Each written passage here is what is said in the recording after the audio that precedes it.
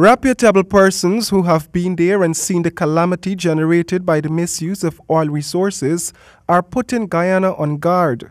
The Caribbean Institute of Forensic Accounting, in collaboration with the Guyana Oil and Gas Association, co-hosted by the African Business Roundtable, convened a two-day symposium on Thursday entitled Public Corruption and the Oil Curse: Lessons from Developing Countries.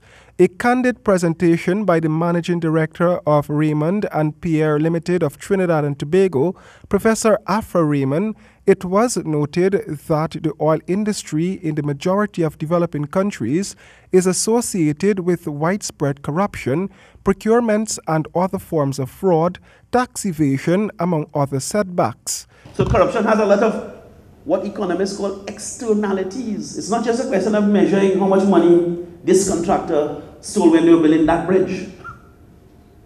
If that contractor will only hire corrupt engineers, and the ministry itself will only promote corrupt engineers, and your son did engineering, and he gets a chance, he's not going to stay.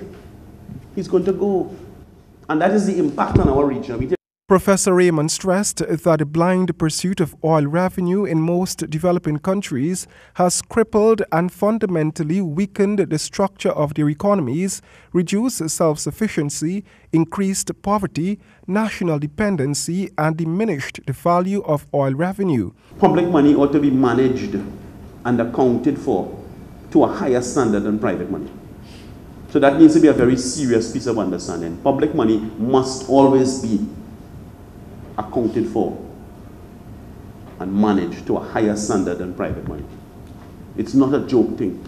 But Guyana also came in for high praises for the establishment of the Public Procurement Commission in October 2016.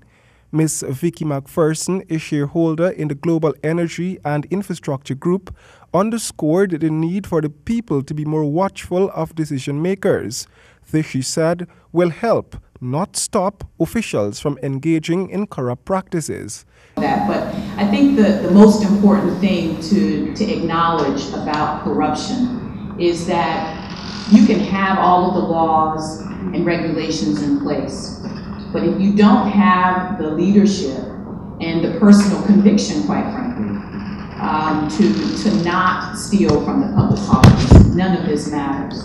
And so that's why the role, I want to underscore the importance of the role of civil society and free press, quite frankly, in all of this. Professor Raymond also suggested that there is a need to revisit Guyana's state assets recovery legislation to strengthen clauses that address immunity and the protection of whistleblowers.